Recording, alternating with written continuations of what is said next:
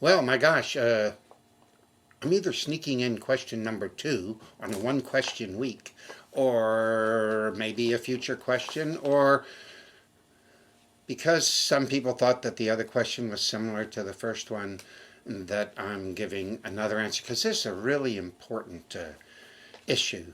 And that is the question of David Bergner. And he says, since real change starts within our own hearts, what are some effective tools to disarm the fear that comes up when we think about doing things differently?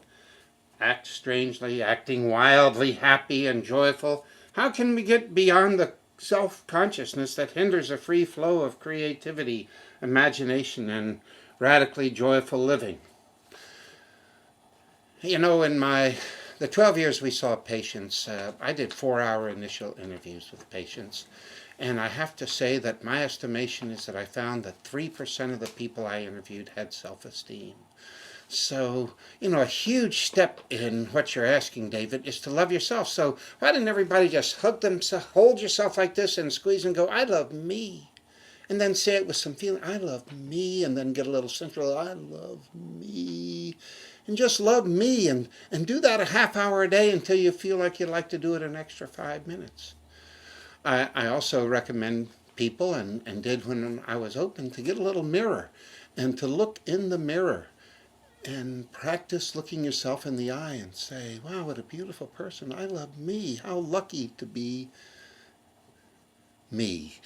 And I think with this self-esteem is the idea of making a decision. When I was 18, in my third mental hospitalization year, I decided to be happy as a political act.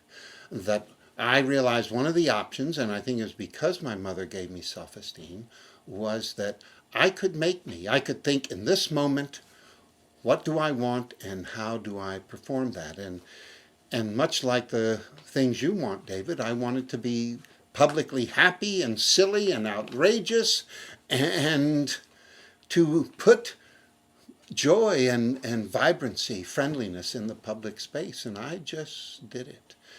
And by noticing the results, I found a huge amount of feedback that was beautiful. And so if I were recommending to someone watching how to overcome self-consciousness, one of the things I recommended just yesterday to Nancy the Dork in Illinois was get a pair of nice male tighty-whitey underpants and put it on your head and wear it everywhere you go for a month. Just never take it off. You can say it's for medical reasons that a doctor recommended it. That, of course, you're going to have people look at you, and they'll look at you and go, underwear in the head, and you'll notice that it sparks something. And underwear is clean. You can normally have to buy it as a 3-pack, so get 2 friends to go do it with you, kind of be the underwear infiltrators. And that's a start.